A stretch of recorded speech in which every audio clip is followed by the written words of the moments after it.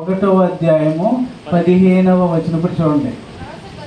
దురాశ గర్భము ధరించి పాపమును ఆగండి. దురాశ గర్భము ధరించి పాపమును కనగా. గర్భము ఎక్కడ ధరిస్తుంది స్త్రీ? ఎక్కడ బీజం పడుతుంది? గర్భములో. తల్లి కడుపులో బిడ్డ ఎక్కడ ఫామ్ అవుతాడు? కన్సీవ్ అయ్యేవా నువ్వు? అమ్మ ఏదన్నా విశేషమా అని అడుగుతారు పెళ్ళైన తర్వాత కదా. అమ్మ ఏదైనా శుభవార్త ఉందా అంటే ఏంటి అర్థం? కన్సీవ్ అయ్యావా లేదా? ఎక్కడ కన్సీవ్ అయ్యావు? గర్భం లోపల. దురాశ గర్భము ధరించి ఏం కంటుంది? ఎక్కడ కంటుంది పాపము? గర్భములో, అంటే లోపల. అవునా? లోపల కంటుంది బీజము.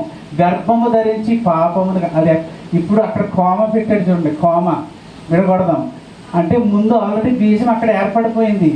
ఇప్పుడు అది బయటికి రావాలి. బిడ్డ పరిపక్వమై గర్భవతి నిండు 9 నెలలు నిండిన తర్వాత బిడ్డని జన్మనిస్తుంది. బయటకు వస్తాడు బిడ్డ. పరిపక్వమైన తర్వాత, సంపూర్ణంగా ఫామ్ అయిన తర్వాత బిడ్డ బయటకు వస్తాడు.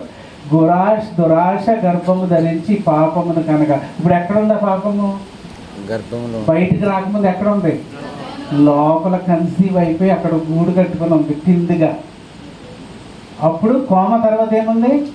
పాపము పరిపక్వం అంటే మామిడి పండు కిందిగా ఉన్న మామిడి పండు పెరిగి పెరిగి పెరిగి పెద్ద అయ్యి ఎవరో కొయ్యట్లేదని అనుకోండి మామిడి చెట్టు నుండి ఏమైపోద్ది? పరిపక్వం అయిపోద్ది, పండు అయిపోద్ది. పండు అయిపోయిన తర్వాత రాలిపోద్దా రాదా?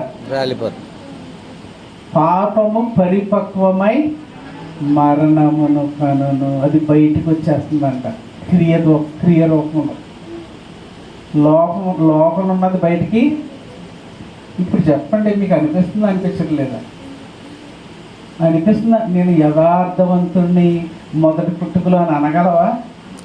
అనే ధైర్యం ఉందా నీకు? అలా కనుక నువ్వు అంటే నీకంటే అబద్ధికుడు ఉండడు. ఇది షూర్.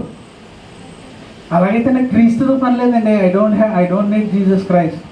క్రీస్తు దగ్గరికి నేను వెళ్ళాల్సిన అవసరం ఏంటి? నాకు పర్ఫెక్ట్గా ఉంటే లోకంలోకి వచ్చి పాపం నేర్చుకుని చేసేస్తున్నావా?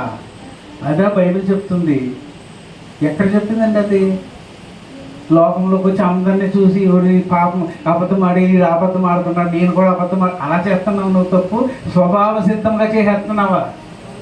స్వభావ సిద్ధంగా దైవోగ్రతకు పాత్రలమైపోతున్నాను. ఏంటంటే స్వభావం, అబద్ధం ఆడే స్వభావం ఉంది నాలో, దొంగతనం చేసే స్వభావం ఉంది.